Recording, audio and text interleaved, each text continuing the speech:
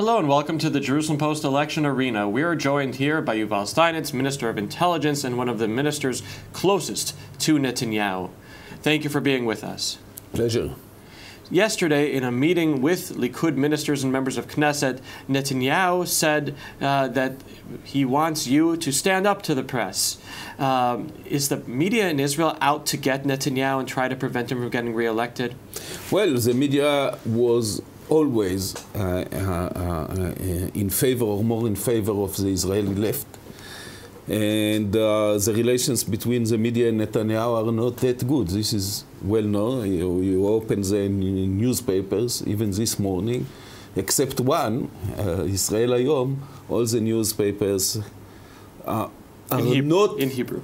All the newspapers are not seems too enthusiastic to support Netanyahu. This was an understatement, of course. Do you seriously believe that if Netanyahu is not re-elected prime minister, that Israel will be destroyed or go through a very serious security situation? I think it might be dangerous.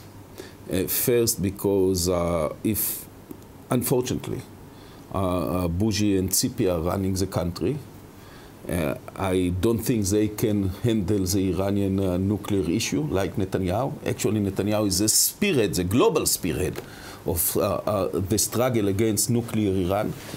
And I do afraid that immediately they will agree to pull back, to withdraw from the West Bank, from Judea and Samaria. And in few months' time, maximum a year or two, we might have Al-Qaeda or Hamas or ISIS sitting in immediate proximity to Jerusalem, Tel Aviv, the coastal plain. This will be the final result of such an arrangement. I think that Bougie and Tzipi have no understanding, no experience, and no determination to handle Israel's security and our strategical needs. Well, Iran has certainly been the signature issue of Netanyahu for 20 years, and yours as well. But during the time that Netanyahu has been prime minister, Iran has rapidly expanded its nuclear program. How can Israelis feel safe if he's failed on the issue that he and you see as the most critical? I think it's exactly the contrary. Iran might have developed nuclear weapons long time ago. And I'm not going to elaborate on some things, but let's take politics. The fact that Iran is suffering from devastating economic sanctions, unparalleled economic sanctions, is mainly due to Netanyahu efforts, first to convince the U.S. Congress, then the U.S. administration, and then the whole world, the UN Security Council, to tackle this problem, to take it seriously, and to put such tough sanctions on Iran that forced Iran into the table at first place.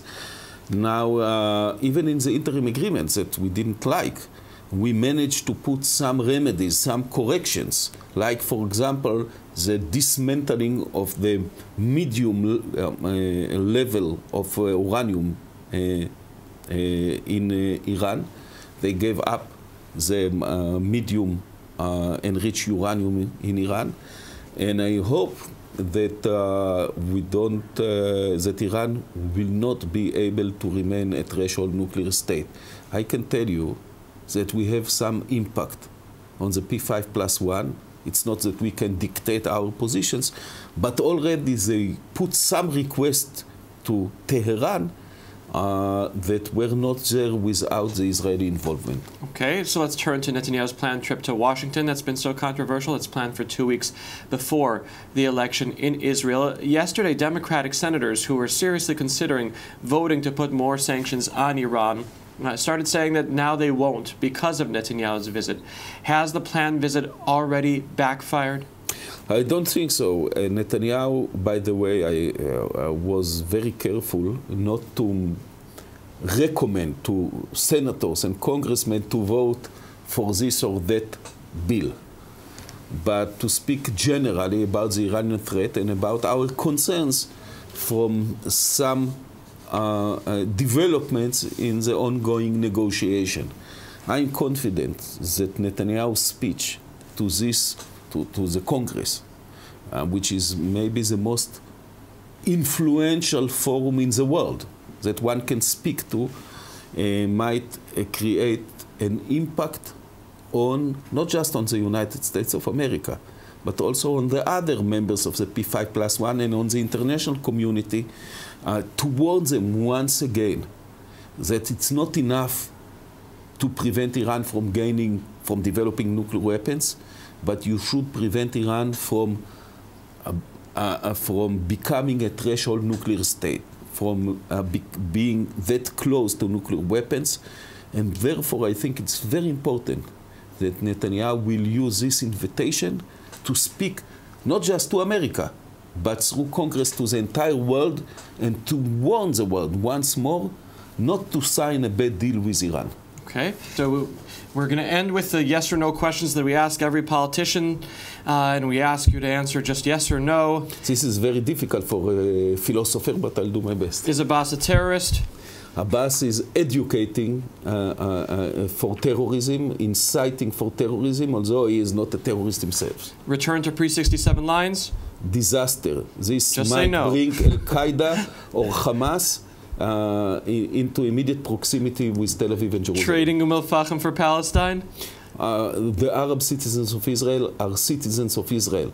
Both Al-Fahim and Ariel should remain forever part of Israel. Dividing Jerusalem?